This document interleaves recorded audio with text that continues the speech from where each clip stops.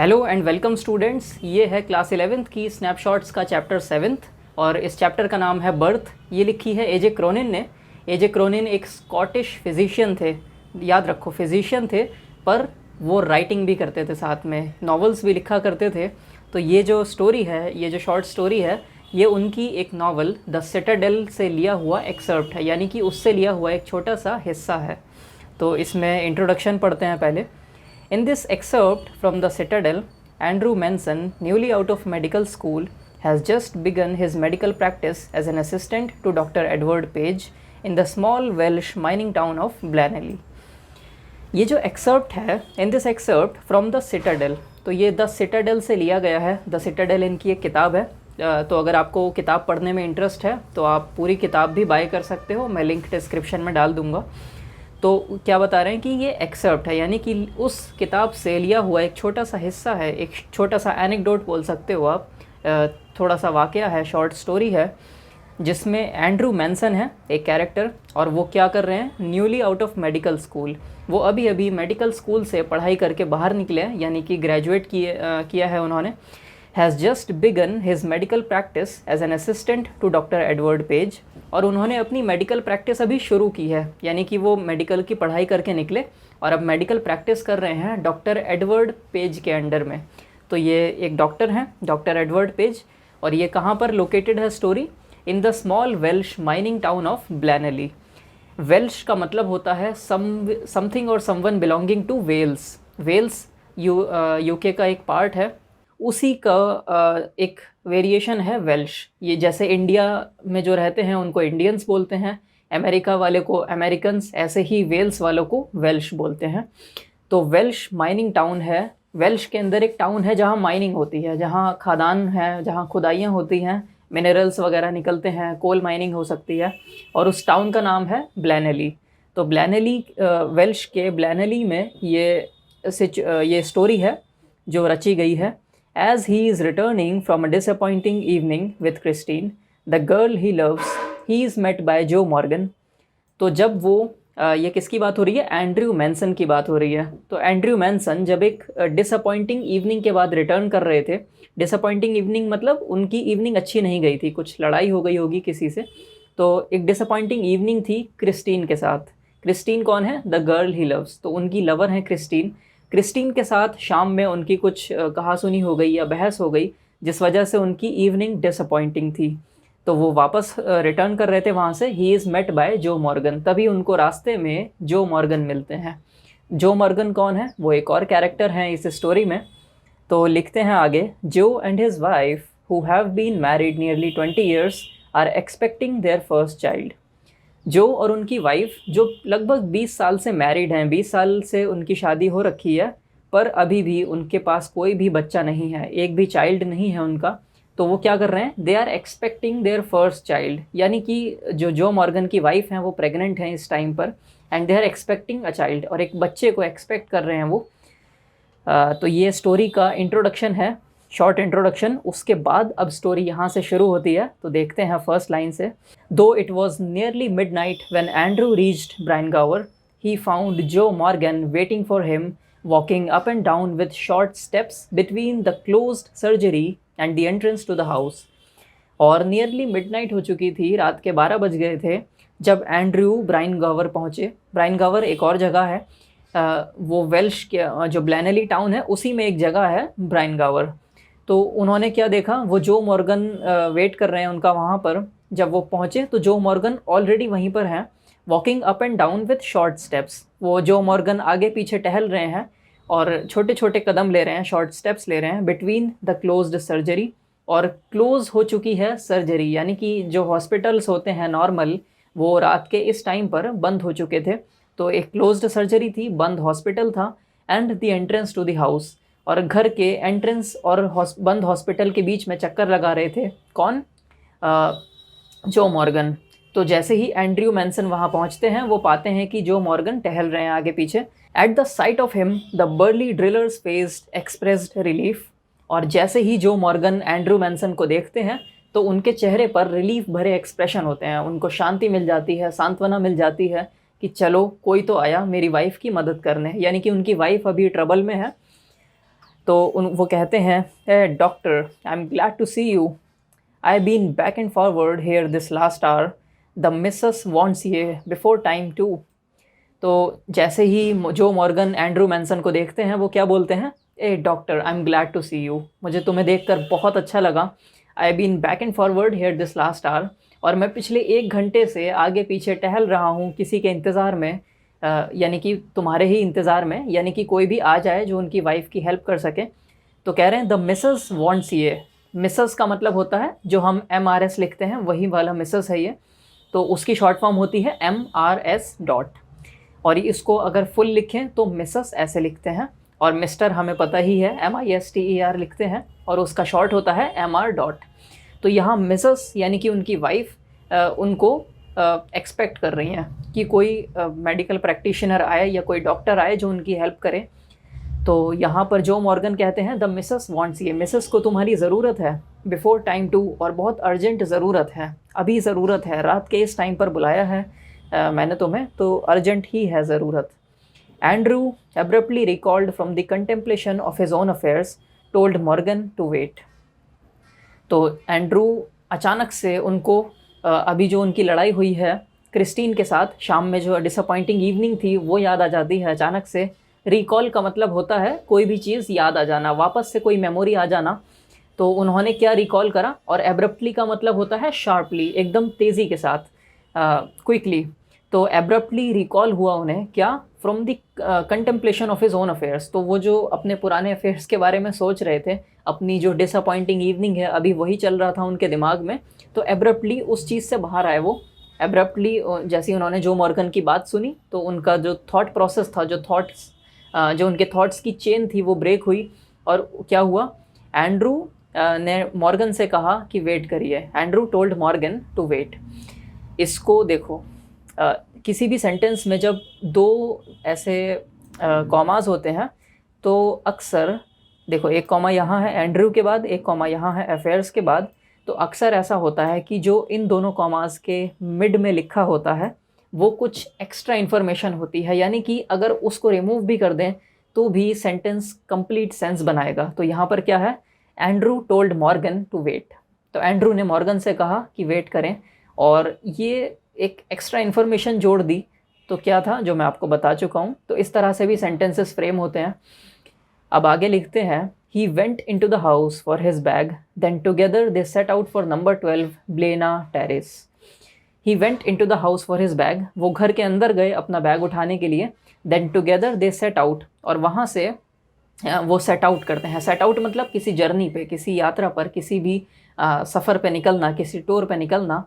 तो यहाँ set out का सिंपल मतलब है कि ये घर से अपने वहाँ तक जा रहे थे जहाँ इनकी वाइफ हैं, और वाइफ कहाँ पर है, नंबर 12, यानी कि 12 नंबर गली है या 12 नंबर लेन है, और ब्लेना टेरेस। ब्लेना टेरेस या तो बिल्डिंग का नाम है या उस लोकेलिटी का नाम है जहाँ पर इनको जाना है। The night air was cool and deep with quite mystery.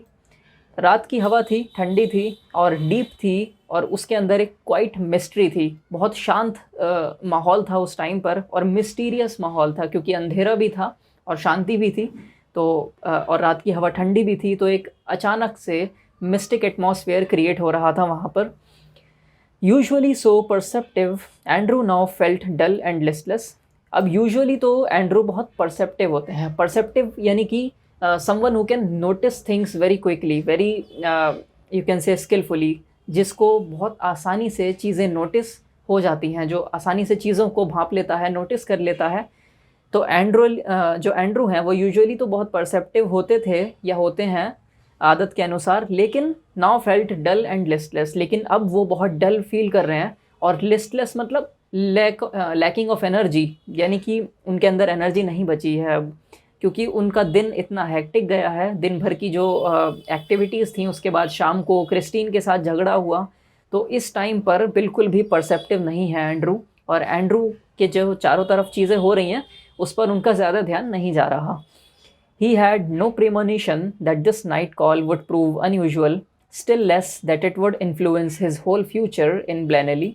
He had no premonition, देखो उनको कोई भी प्रीमोनिशन नहीं थी। प्रीमोनिशन का मतलब होता है कि कोई भी खबर नहीं थी उनको कि आगे क्या बुरा होने वाला है या आगे क्या होने वाला है, यानी कि उनको अंदाज़ा नहीं था इस बात का कि अभी वो जो उनको ये कॉल आई है रात में इमरजेंसी के लिए, तो ये कॉल कितनी इम्पॉर्टेंट साबित होगी उनके पूरे करियर के लिए, या उनका जो फ्यूचर है ब्लैनली में, जो उनका मेडिकल करियर है, मेडिकल प्रोफेशन है पूरा, वो अफेक्ट होगा इस इवेंट के बाद से।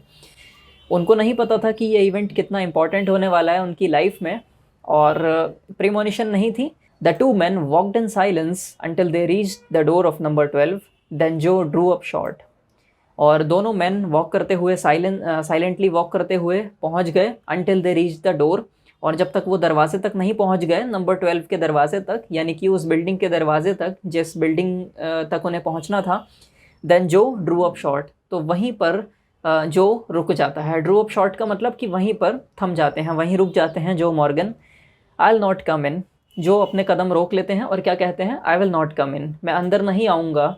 He said and his voice showed science of strain, और उन्होंने ये बात बोली और उनकी आवाज़ में भी कुछ स्ट्रेन भरी आवाज़ थी उनकी। स्ट्रेन भरी मतलब थोड़े से टेंस्ड थे वो, थोड़े से टेंशन में थे, डिप्रेशन में थे वो उस सिचुएशन को लेके, और वो उस पूरे मंज़र को देख नहीं पाते, उनके लिए बहुत ओवरवेलमिंग था वो सारा कुछ। तो इसीलिए उन्होंने बाहर रुकने का डिसीजन लिया। उन्होंने कहा कि मैं बाहर ही रुकूंगा, मैं अंदर नहीं आऊँगा। But man I know you will do well for us, लेकिन हाँ, मुझे तुम पर पूरा भरोसा है कि तुम हमारे लिए अच्छा ही करोगे। किस पर भरोसा है? एंड्रयू मैनसन पर, क्योंकि अब से जो मेडिकल प्रोसीजर्स हैं एक चाइल्ड बर्थ के, बेसिकली आप अब तक समझ ही गए होंगे कि उनकी जो वाइफ हैं जो मॉर्गन की, वो प्रेग्नेंट हैं और अभी एक्सपेक्ट करने वाली हैं, यानी कि वो उनके डिलीवरी का टाइम नज़दीक आ रहा है, चाइल्ड बर्थ का टाइम नज़दीक आ रहा है। तो ये दिन हो सकता है कि आज के दिन ही चाइल्ड बर्थ हो। तो आप समझ ही गए होंगे कि ये जो एंड्रू मैनसन को बुलाया गया है वो इसी पर्पज़ से बुलाया गया है कि वो चाइल्ड बर्थ में असिस्ट करें, चाइल्ड बर्थ करने में मदद करें। और रात के इस टाइम पर कोई डॉक्टर अवेलेबल भी नहीं था, तो एंड्रू मैनसन को ही आना पड़ा था। तो ये एंड्रू मैनसन से ही कहते हैं, but man I know you will do well for us, मुझे पता है कि तुम हमारे लिए अच्छा ही करोगे, यानी कि तुम अच्छी खबर दोगे मुझे बाहर आकर। Inside a narrow stair led up to a small bedroom, clean but poorly furnished and lit only by an oil lamp. तो एंड्रू मैनसन अंदर जाते हैं उस घर के, तो क्या देखते हैं, एक नैरो स्टेयर है जो ऊपर की तरफ जा रही है, स्मॉल बेडरूम की तरफ जा रही है। ऊपर एक छोटा बेडरूम है जिसका रास्ता एक पतली सी, एक बहुत संकरी सी, नैरो सी एक स्टेयरकेस है, यानी कि सीढ़ियाँ हैं। क्लीन बट पुअरली फर्निश्ड, अब ये जो बेडरूम है ये क्लीन तो है पर पुअरली फर्निश्ड है, यानी कि इसमें फर्नीचर बहुत अच्छा लगा हुआ नहीं है। And lit only by an oil lamp, और इसके अंदर जो इकलौता रोशनी का सोर्स है वो है एक ऑयल लैम्प। इसके अलावा पूरे रूम में अंधेरा है। Here Mrs Morgan's mother, a tall, grey-haired woman of nearly 70, and the stout, elderly midwife waited beside the patient, watching Andrew's expression as he moved about the room। और यहाँ पर Mrs Morgan की mother खड़ी हैं जो कि toll हैं, उनके बारे में थोड़ा डिस्क्रिप्शन दिया हुआ है यहाँ पर। तो मिसेस मॉर्गन जो है वो टॉल हैं और ग्रे हेयर्ड वुमन है, नियरली 70 की हैं, मतलब लगभग 70 साल की हैं, वो अपनी ओल्ड एज में चल रही हैं। एंड द स्टाउट, और उनके साथ कौन है, एक स्टाउट। स्टाउट का मतलब होता है फैट, या फिर जो ज़्यादा टॉल नहीं होते और मोटे ज़्यादा होते हैं। अपनी हाइट के हिसाब से जो लोग मोटे ज़्यादा होते हैं उनको स्टाउट बोलते हैं। तो स्टाउट हैं, कौन है, एल्डरली मिडवाइफ। एल्डरली मिडवाइफ है, मिडवाइफ का मतलब होता है दासी, यानी कि एक ऐसी हेल्पर या एक ऐसी नर्स जो चाइल्ड बर्थ में असिस्ट करती हैं, तो उनको बोलते हैं मिडवाइफ्स। तो एल्डरली हैं, वो थोड़ी ज़्यादा एज की हैं, एल्डरली मिडवाइफ है। वेटेड बिसाइड द पेशेंट, तो पेशेंट के साइड में वेट कर रही हैं, पेशेंट के पास में ही वेट कर रही हैं ये दोनों वुमेन हैं। Watching Andrew's expression as he moved about the room, और जैसे जैसे एंड्रयू रूम में मूव करता है उसके एक्सप्रेशंस को देखती हैं दोनों। Let me make you a cup of T doctor बाक, तो वो डॉक्टर से बोलती हैं, एंड्रयू से बोलती हैं कि मैं आपके लिए चाय बना देती हूँ डॉक्टर बाक। तो बाक यहाँ पर नाम नहीं है, बाक एक डियरली एक्सप्रेशन होता है, यानी कि जब हम किसी को प्यार से बुलाते हैं तो जैसे हम डियर बोलते हैं उसी तरह से हम बाक बोलते हैं। किसने कहा, said the former quickly after a few moments. Farmer, farmer का मतलब पिछला वाला। यहाँ पर फॉर्मर का मतलब क्या हुआ कि यहाँ दो लोगों का डिस्क्रिप्शन दिया, देखो इस पैराग्राफ में। तो पहले किसका डिस्क्रिप्शन दिया, मिसेस मॉर्गन का, ठीक है। उसके बाद एल्डरली मिडवाइफ का, तो मिसेस मॉर्गन हो गई फॉर्मर, यानी कि पहले जिसका डिस्क्रिप्शन दिया वो हो गई फॉर्मर, पिछली वाली, ठीक है। और एल्डरली मिडवाइफ को लेटर बोल सकते हैं। फॉर्मर और लेटर दो वर्ड्स होते हैं, तो फॉर्मर मतलब पिछला वाला, लेटर मतलब बाद वाला।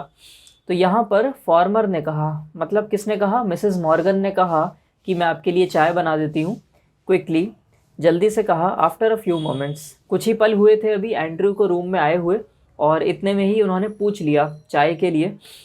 एंड्रयू स्माइल्ड फेंटली, एंड्रयू ने फेंटली स्माइल किया। He saw that the old woman, wise in experience, realized there must be a period of waiting, that she was afraid he would leave the case, saying he would return later. और उन्होंने, Andrew ने notice करा, क्या notice करा, कि जो old woman है इनको अंदाज़ा है, क्योंकि ये एक्सपीरियंस्ड हैं, 70 साल की है, तो इनको इस बात का अच्छे से एक्सपीरियंस है। क्या एक्सपीरियंस है? That there must be a period of waiting, कि उनको चाइल्ड बर्थ से पहले या ऑपरेशन स्टार्ट करने से पहले कुछ टाइम वेट करना पड़ेगा।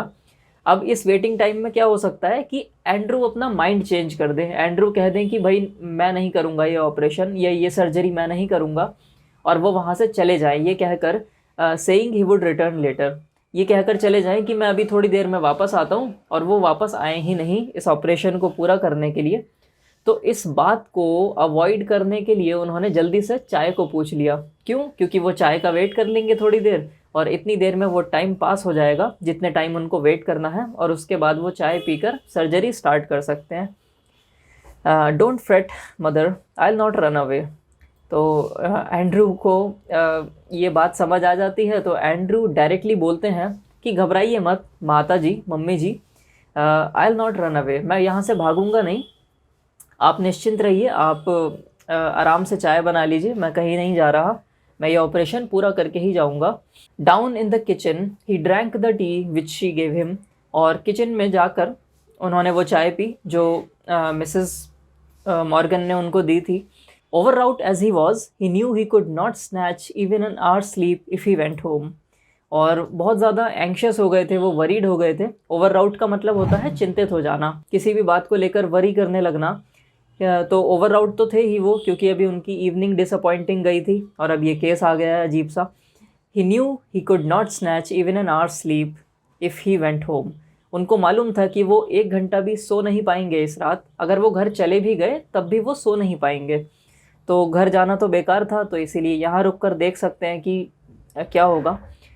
ही न्यू टू, उनको भी मालूम था, that the case here would demand all his attention, कि यहाँ पर जो केस है इस टाइम पर वो उनकी सारी अटेंशन को ले लेगा, यानी कि उनको बिल्कुल भी ध्यान कहीं और नहीं लगाना है, सारा ध्यान उनका इस काम पर होना चाहिए, तभी ये काम अच्छे से हो सकता है। अब वो काम क्या है वो आगे पता चलेगा हमें स्टोरी में।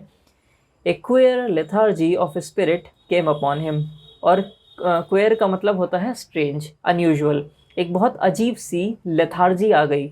लेथार्जी ऑफ स्पिरिट माने कि बहुत ज़्यादा बोरियत होने लगी उन्हें, बहुत ज़्यादा यू कैन से उनकी एनर्जी डाउन हो गई, ये सोच कर ही कि उनको अभी पूरी अटेंशन अपनी उस काम पर देनी है। जैसे होता है ना कि जब हम पढ़ाई करने जाते हैं और हमें मालूम होता है कि कल एग्ज़ाम है और आज पूरी रात बैठ के पढ़ना है या कई घंटे बैठ कर पढ़ना है, तो हम पहले से ही मेंटली थक जाते हैं ये चीज़ सोच कर ही। तो यहाँ पर लेथार्जी हो गई इनको भी, लेथार्जी मतलब tiredness, lack of energy. He decided to remain until everything was over, और उन्होंने डिसाइड किया कि मैं कहीं नहीं जाऊंगा, रिमेन मतलब मैं यहीं रुकूंगा, मैं यहीं ठहरा रहूंगा जब तक सब कुछ पूरा नहीं हो जाता। यानी उन्होंने डिसाइड कर लिया था कि जो भी यहाँ पर काम होना है, जो भी सर्जरी होनी है, जो भी मेडिकल प्रोसीजर होना है, उसको पूरा करने के बाद ही मैं कहीं और जाऊंगा। An hour later he went upstairs again, और 1 घंटे के बाद वो फिर से अपस्टेयर्स जाते हैं, यानी कि सीढ़ियाँ चढ़ के ऊपर जाते हैं। नोटेड द प्रोग्रेस मेड, और वो देखते हैं कि कितनी प्रोग्रेस हुई। Came down once more, set by the kitchen fire, और प्रोग्रेस को नोट करके वो फिर से नीचे आते हैं एक बार और किचन फायर के पास में बैठ जाते हैं, क्योंकि वो सर्दी वाली रातें हैं, बहुत ठंडी रातें हैं, तो वहाँ किचन फायर के पास उनको वार्मथ मिल रही थी, तो वो वहीं पर बैठ गए। It was still except for the rustle of a cinder in the grate and the slow tick tock of the wall clock, और स्टिल था, सब कुछ शांत था, बिल्कुल काम हो रखा था, किसी भी तरह की कोई आवाज़ नहीं आ रही थी। एक्सेप्ट, एक्सेप्ट कौन सी आवाज़ें आ रही थी? Except for the rustle of a cinder, वहाँ पर सिंडर की जो रसल हो रही थी, देखो मैं 2-3 वर्ड्स हैं इसमें, सिंडर है, एक वर्ड है ग्रेट और एक वर्ड है रसल। तो मैं तीनों के मतलब बताता हूँ, फिर बहुत ईजी हो जाएगा समझना। रसल का मतलब होता है किसी भी तरह की साउंड जो प्रोड्यूस हो पेपर के क्रम्बल होने पर। जैसे हम पेपर की साउंड होती है ना, पन्ने पलटते हैं पेज के तब साउंड आती है, या सूखे पत्ते जब टकराते हैं आपस में तो रसलिंग होती है लीव्स की, उसको बोलते हैं रसल साउंड। ठीक है, तो एक वो क्रैकिंग साउंड होती है उसको बोलते हैं रसल। और सिंडर, सिंडर का मतलब होता है एक ऐसा कोयला जो जल रहा हो इस टाइम। जैसे आपने रेड कलर का कोल देखा होगा, यानी कि वो जलते जलते लाल हो गया, उसको बोलते हैं सिंडर। ठीक। और तीसरा वर्ड है ग्रेट। ग्रेट का मतलब होता है एक ऐसा लोहे का फ्रेम जो लकड़ियों को होल्ड करता है। फायर प्लेस अगर आपने देखे हो तो उसके अंदर लकड़ियाँ डाली जाती हैं, पर लकड़ियाँ ऐसे ही नहीं डाल दी जाती, उसके अंदर एक लोहे का या किसी मेटल का फ्रेम बनाया जाता है, उसके अंदर लकड़ियाँ डाली जाती हैं ताकि लकड़ियाँ स्कैटर ना हो, इधर उधर बिखरे नहीं, और उनको हैंडल करना ईजी हो। तो क्या कह रहे हैं, except for the rustle of a cinder, एक सिंडर की रसल की आवाज़ आ रही थी, यानी कि वो जो कोयला था उसके दहकने की आवाज़ आ रही थी, बहुत सॉफ्ट क्रैकिंग साउंड जो आती है कोयले के जलने पर वो आ रही थी, जो रखा था ग्रेट में, cinder in the grate. And the slow tick tock of the wall clock, और स्लो टिक टॉक कर रही थी वॉल क्लॉक। वॉल क्लॉक में आपने देखा है पेंडुलम होते हैं अक्सर, जो टिक टॉक ऐसे वॉइस आती रहती है, उनसे ऐसी साउंड करते रहते हैं।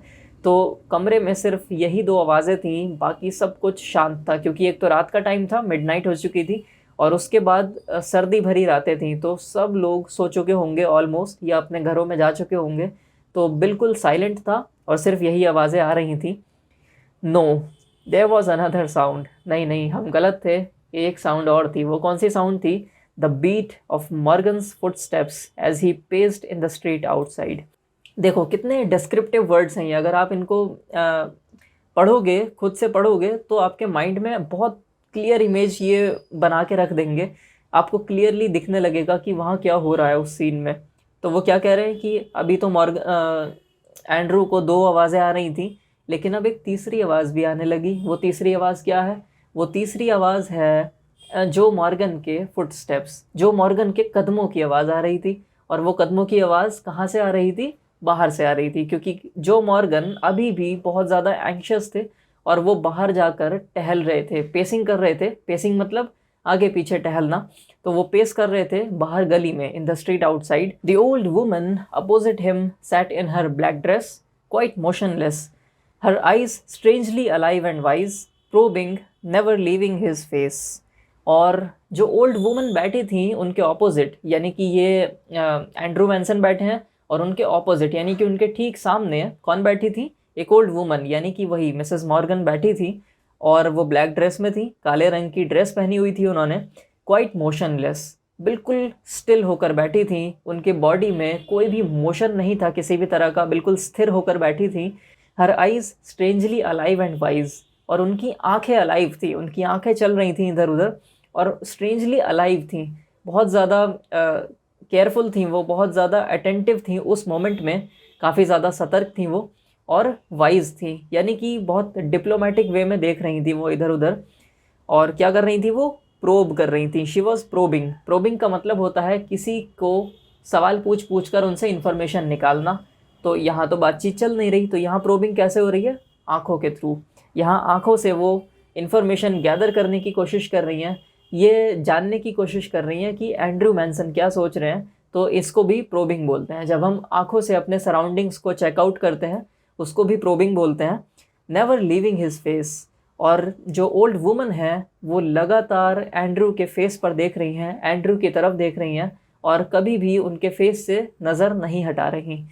हिज थॉट्स वर हैवी मडल्ड, और एंड्रू के थॉट्स अब हैवी हो चुके थे, क्योंकि उनको शाम की डिसअपॉइंटमेंट थी, और ये बहुत ज़्यादा ओवरवेलमिंग सिचुएशन थी उनके लिए। उनको समझ नहीं आ रहा था कि वो क्या सोचें, क्लियरली नहीं सोच पा रहे थे। मडल्ड थी, बहुत ज़्यादा मिक्सअप हो गई थी उनकी जो थॉट प्रोसेस थी, और क्लियरली बिल्कुल नहीं सोच पा रहे थे। The episode he had witnessed at Cardiff station still obsessed him morbidly, और जो एपिसोड उन्होंने कार्डिफ स्टेशन पे विटनेस किया था, जो खुद से विटनेस मतलब अपनी आंखों से देखना, तो जो एपिसोड, जो मंजर उन्होंने अपनी आंखों से वहाँ कार्डिफ स्टेशन पर देखा था, वो अभी भी उनको ऑब्सेस कर रहा था, यानी कि अभी भी उनके दिमाग से वो बात जा नहीं रही थी, अभी भी उनके दिमाग पे वही बातें चल रही थी। और मॉर्बिड, देखो मॉर्बिड का मतलब होता है रिलेटेड टू डेथ, पर यहाँ मॉर्बिड का मतलब डेथ से नहीं है, पर मॉर्बिडली का मतलब है कि बहुत बुरी तरह से परेशान कर रही थी वो मेमोरीज उनको, जो अभी वो विटनेस करके आए हैं। He thought of Bramwell foolishly devoted to a woman who deceived him sordidly. अब वो जो उनके थॉट्स थे वो क्या क्या थे, उनकी एक झलक देख रहे हैं हम। क्या सोच रहे थे वो? ही थॉट ऑफ ब्रैमवेल, ब्रैमवेल के बारे में सोच रहे थे। ब्रैमवेल उनके एक फ्रेंड है, ब्रैमवेल एक नेम है बेसिकली।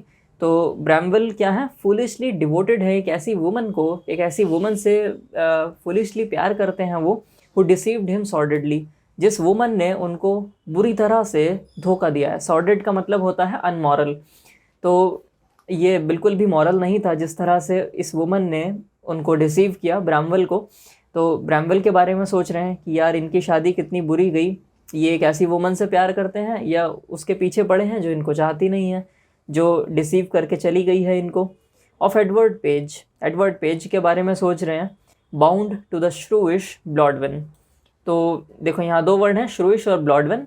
ब्लॉडवेन एक नेम होता है, एक गर्ल नेम होता है, और ब्लॉडवेन का मतलब होता है वाइट फ्लावर, सफ़ेद फूल, ठीक है। और श्रूइश का मतलब होता है असर्टिव इन अ वेरी क्वारलसम वे, यानी कि जो एक ऐसी वुमन, और अक्सर ये श्रूइश वुमन के लिए यूज़ किया जाता है, एक ऐसी वुमन जो क्वारलसम हो, जो लड़ाई झगड़े करती हो, शार्प टंग्ड हो, ठीक है, जो ऐसी बातें बोलती हो जिससे दूसरे ऑफेंड हो सकते हैं इजीली, तो इस तरह की वुमन को कहते हैं श्रूइश वुमन। तो एडवर्ड पेज भी बाउंड हो गए हैं, यानी कि उनकी भी शादी एक ऐसी वुमन से हुई है जो श्रूइश है, जो बहुत ज़्यादा लड़ाई झगड़े करती है। अब डैनी के बारे में भी सोच रहे हैं, डैनी भी उनका एक दोस्त है। लिविंग अनहैप्पीली, डैनी भी खुश नहीं है अपनी शादी के बाद, अपार्ट फ्रॉम हिज वाइफ, और वो अपनी वाइफ से अलग होकर रह रहा है। अपार्ट मतलब अलग हो जाना, तो अपनी वाइफ से अलग होकर रह रहा है, सेपरेशन हो गया है दोनों का। तो सारी फेल्ड मैरिजेस के बारे में सोच रहे हैं इस time Andrew Manson. His reason told him that all these marriages were dismal failures. उनका रीज़न ये कहता है, उनका जो लॉजिकल पार्ट है ब्रेन का, वो इस टाइम ये कह रहा है कि जितनी भी शादियां हैं सब डिस्मल फेलियर्स हैं, सब बुरी तरह से फेल हो गई हैं शादियां।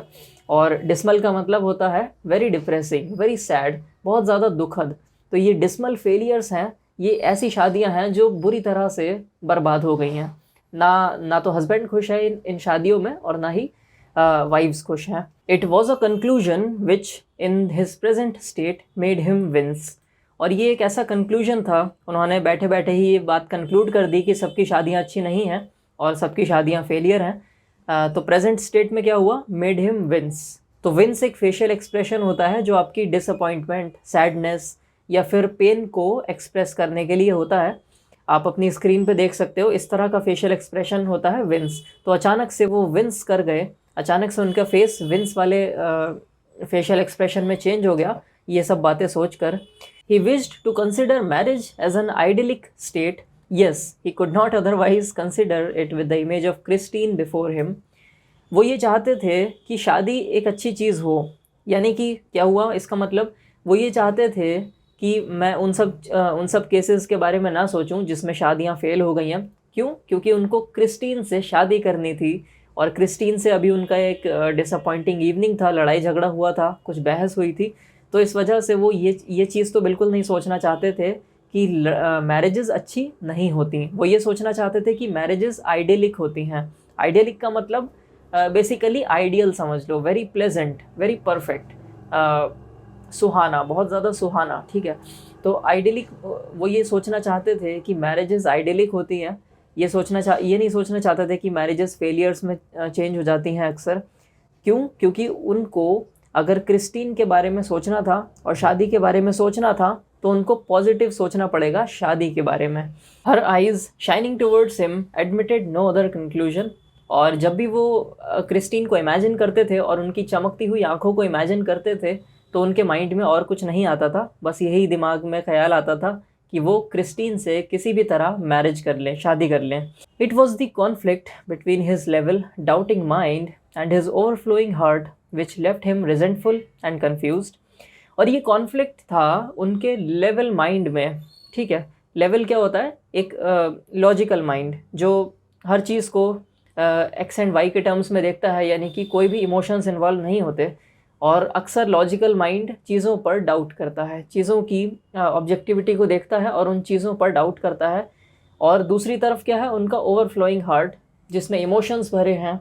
ओवरफ्लोइंग हार्ट, देखो दिल से कोई नहीं सोचता, दिल का मतलब यही होता है कि हमारी माइंड का जो इमोशनल पार्ट होता है उससे सोचना। तो ओवरफ्लोइंग हार्ट था उनका, विच left him resentful and confused. अब एक तरफ उनके इमोशंस उन पर हावी हो रहे थे, एक तरफ उनका लॉजिकल पार्ट था जो ये सब देख रहा था कि शादियां फेल हो जाती हैं, और एक तरफ वो क्रिस्टीन से शादी भी करना चाहते थे। तो इस सब को लेकर वो बहुत ज़्यादा कंफ्यूज हो गए कि करूं तो करूं क्या, शादी करूं कि ना करूं। तो और इस टाइम पर वो वैसे भी कंफ्यूज थे, और क्रिस्टीन से लड़ाई हो रखी थी, इसी दिन शाम को लड़ाई हुई थी उनकी, तो और भी ज़्यादा कन्फ्यूजन बढ़ गया था। ही लेट हिज चिन सिंक अपॉन हिज चेस्ट। उन्होंने अपनी चिन को अपने चेस्ट पर रेस्ट करने दिया। देखो चिन होती है this part of the body, तो अपनी चिन को अपने चेस्ट पर उन्होंने रख दिया, यानी कि सर नीचे झुका लिया। स्ट्रेच्ड आउट हिज लेग्स, और अपनी लेग्स को स्ट्रेच आउट कर लिया, थोड़ा रिलैक्स वे में बैठ गए।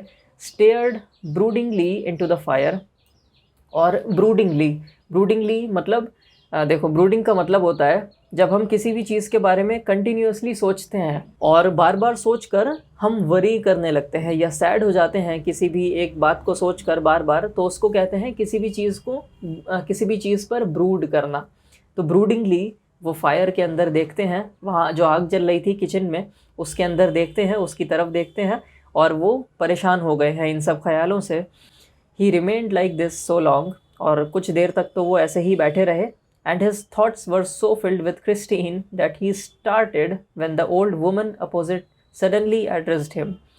और वो इस तरह से काफ़ी देर बैठे रहे, और जैसे ही मतलब वो उनके जो थॉट्स थे वो क्रिस्टीन से भरे हुए थे, उनके दिमाग में सिर्फ क्रिस्टीन चल रही थी इस टाइम पर, कि किसी भी तरह से क्रिस्टीन से शादी हो जाए उनकी, या फिर शादी करें या ना करें। ये कई सारे थॉट्स उनके माइंड में चल रहे थे।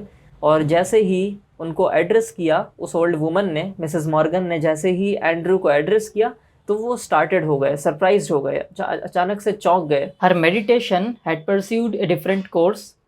तो उनकी जो मेडिटेशन थी, मेडिटेशन यहाँ पर क्या है कि वो जो ध्यान से देख रही थी एंड्रू के चेहरे पर, उनकी जो ध्यान की प्रक्रिया है उसको मेडिटेशन बोल रहे हैं यहाँ पर।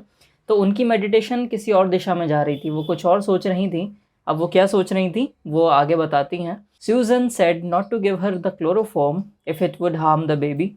तो सूजन ने कहा है कि उनको क्लोरोफॉर्म ना दिया जाए अगर इससे बेबी को नुकसान होता है। क्लोरोफॉर्म एक तरह का एनेस्थेटिक होता है जो आपको बेहोश कर देता है या अनकॉन्शियस कर देता है। और ये डायलॉग है, ये डायलॉग वो एल्डरली वुमन कह रही हैं एंड्रू मैनसन से।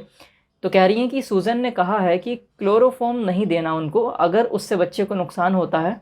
She is awful set upon this child doctor बाक। ये बहुत ज़्यादा उस बच्चे पर उम्मीदें टिकी हुई हैं उनकी। तो वो शी इज़ ऑफुल सेट का मतलब कि वो बहुत ज़्यादा उम्मीदें लगाए हुए हैं उस बच्चे से। क्यों उम्मीदें लगाए हुए हैं? क्योंकि 20 साल हो गए हैं उनकी मैरिज को, जो मॉर्गन और उनकी वाइफ को, पर उनको अभी तक कोई भी बच्चा नहीं हुआ है। तो इस बच्चे से बहुत उम्मीदें हैं डॉक्टर बाक, डियर डॉक्टर, ऐसा कहती हैं वो old woman. Her old eyes warmed at a sudden thought, और उनकी आंखें वार्म हो गई सडनली, इस थॉट से उनकी आंखें वार्म हो गई। She added in a low tone. अब वो लो टोन में क्या ऐड करती हैं? वो कहती हैं we all are, I fancy. तो हम सभी इस बच्चे से उम्मीदें लगाए हुए हैं ना, we all are, I fancy, मैं ऐसी ही उम्मीद करती हूँ कि हम सब उस बच्चे को एक्सपेक्ट कर रहे हैं, उस बच्चे से बहुत ज़्यादा उम्मीदें हैं हम सबको ही, केवल सूजन को नहीं सभी लोगों को। ही collected himself with an effort, और उन्होंने ख़ुद को कलेक्ट किया एक एफ़र्ट के साथ। देखो कलेक्ट करना खुद को मतलब कि उन्होंने खुद को संभाला, और जो क्रिस्टीन के बारे में थॉट्स सोच रहे थे वो, कि क्रिस्टीन से शादी करनी है या नहीं करनी या किस तरह से हो पाएगी, इन सब ख्यालों को उन्होंने दूर करा, और जो अभी टास्क है उनके सामने उस पर फोकस किया उन्होंने, और उन्होंने खुद को कलेक्ट किया, खुद को संभाला विद एन एफर्ट, एक एफ़र्ट लगाया। It won't do any harm the anaesthetic. तो एंड्रू कहते हैं कि नहीं, एनेस्थेटिक से कोई नुकसान नहीं होगा बेबी को। He said kindly they will be all right. तो माँ और बच्चा दोनों ही ठीक रहेंगे, दोनों को ही कोई नुकसान नहीं होगा। उन्होंने बहुत काइंडली कहा एंड्रू ने, उनको सेटिस्फैक्ट्री आंसर दिया एक तरह से। Here the nurse's voice was heard calling from the top landing. अब टॉप लैंडिंग से नर्स की आवाज़ आती है और वो बुला रही होती हैं। देखो पहले मैं टॉप लैंडिंग बताता हूँ क्या होती है। जब हम सीढ़ियाँ चढ़ते हैं तो जो सीढ़ी की सबसे ऊपर वाली पैरी होती है, जो सबसे ऊपर वाला जो स्टेयर केस होता है, जहाँ से जो थोड़ा वाइड भी होता है, जिस पे आराम से आप खड़े हो सकते हो, 1-2 स्टेप्स चल सकते हो, और वहाँ से कमरे का दरवाज़ा शुरू होता है, उसको बोलते हैं टॉप लैंडिंग। तो टॉप लैंडिंग पर खड़ी थी नर्स और उन्होंने ऊपर से आवाज़ दी, क्योंकि ये लोग अभी नीचे थे, तो इन नर्स ने ऊपर से आवाज़ दी कि चलिए आप लोग आ जाइए अब।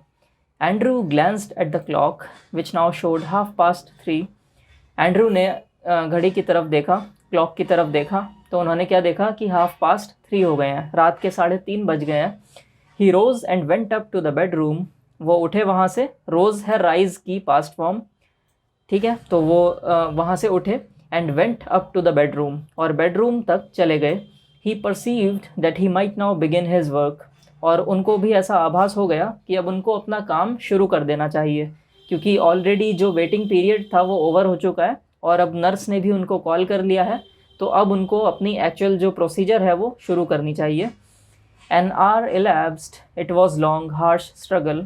और 1 घंटा बीत गया। elapse का मतलब होता है, देखो elapse टाइमिंग के सेंस में यूज़ होता है। when we say something कि इतना समय बीत गया, तो उसको बोलते हैं this much of time has elapsed।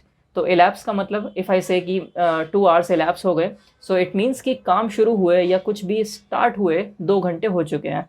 तो इनको सर्जरी करते हुए या प्रोसीजर जो भी है चाइल्ड बर्थ का वो करते हुए 1 घंटा बीत गया। It was long harsh struggle, और बहुत लंबा और हार्श स्ट्रगल था ये, ईजी नहीं था वो child birth. Then as the first streaks of dawn strayed past the broken edges of the blind, the child was born lifeless. और उसके बाद क्या हुआ, as the first streaks of dawn, streak का मतलब होता है एक लंबी धारी, ठीक है, एक स्ट्रोक को कहते हैं स्ट्रीक। तो यहाँ स्ट्रीक्स ऑफ डॉन का क्या मतलब है कि जो सूरज की पहली किरणें होती हैं, जो स्टार्टिंग की रेज होती हैं सनलाइट की, वो आना शुरू हो गई थी अब past the broken edges of the blind. यहाँ ब्लाइंड का मतलब है जो खिड़की के ऊपर हम पर्दा डालते हैं रोशनी को ब्लॉक करने के लिए, उसको बोलते हैं ब्लाइंड। पर ब्रोकन एजेस थी ब्लाइंड्स की जो एजेस थी साइड साइड से वो टूटी हुई थी, तो उन एजेस के थ्रू लाइट अंदर आ रही थी, डॉन वाली लाइट। तो जो सुबह की जो पहली किरणें थीं वो अंदर आ रही थीं खिड़की से, ब्लाइंड के साइड में जो ब्रोकन एजेस हैं वहाँ से होकर। The child was born lifeless. तो जैसे ही वो सुबह की किरणें एंटर हुई, वैसे ही वो बच्चा पैदा हुआ, वो बॉर्न हो गया, यानी कि उसकी डिलीवरी हो गई successfully. But the child was lifeless, वो चाइल्ड लाइफलेस था, उसके अंदर जान नहीं थी। As he gazed at the still form a shiver of horror passed over Andrew. और जैसे ही उन्होंने गेज़ किया उसकी स्टिल फॉर्म को, स्टिल फॉर्म मतलब वो बच्चा इतना स्टिल था, इतना स्थिर था कि वो बिल्कुल भी हिल नहीं रहा था, किसी लाइफलेस ऑब्जेक्ट की तरह था वो, एक नॉन लिविंग थिंग की तरह स्टिल था वो बच्चा। तो उन्होंने गेज़ किया, एंड्रू ने उसकी तरफ देखा ध्यान से, तो देखने से क्या हुआ, a shiver of horror passed over him, है ना। वो अचानक से काँप उठे, उनको डर लगने लगा कि ये मेरे से क्या हो गया, क्या मुझसे तो कोई गलती नहीं हो गई इस प्रोसीजर के दौरान, और वो बच्चा लाइफलेस हो गया, लाइफलेस पैदा हुआ। After all that he had promised, और जितना उन्होंने प्रॉमिस किया था कि कुछ नहीं होगा, क्लोरोफॉर्म देने से बच्चे को नुकसान नहीं होगा और ये प्रोसीजर ठीक ठाक हो जाएगा, तो अब उनको चिंता होने लगी, अब उनको हॉरर होने लगा, डर लगने लगा कि ये उनसे क्या हो गया। His face heated with his own exertions chilled suddenly. और अब जो उनका चेहरा है अभी तक हीट हो रखा था, अभी तक उनके चेहरे पर पसीने थे, गर्म हुआ था उनका चेहरा। क्यों? क्योंकि वो एक्सर्शंस कर रहे थे, फिजिकल फोर्स लगा रहे थे, पुश कर रहे थे चाइल्ड बर्थ में असिस्ट करने के लिए। जो वो चाइल्ड बर्थ करवा रहे थे तो वो पुश कर रहे थे, फिजिकल एक्सर्शंस कर रहे थे, तो इस वजह से वो उनका चेहरा जो गर्म पड़ गया था अब तक, अब क्या हुआ, चिल्ड सडनली। तो ये देख कर कि बच्चा मरा हुआ है या बच्चा अभी लाइफलेस है, उनका चेहरा चिल्ड हो गया, सडनली ठंडा पड़ गया चेहरा उनका। ही हेसिटेटेड, torn between his desire to attempt to resuscitate the child and his obligation towards the mother who was herself in a desperate state। थोड़ा हिचकिचाए वो, थोड़ा हेसिटेट किया उन्होंने। torn between his desire, और वो दो चीज़ों के बीच में फंस के रह गए थे, दो चीज़ों के बीच में टॉर्न अपार्ट हो गए थे। उनको समझ नहीं आ रहा था कि कौन सी साइड को चुनूँ मैं।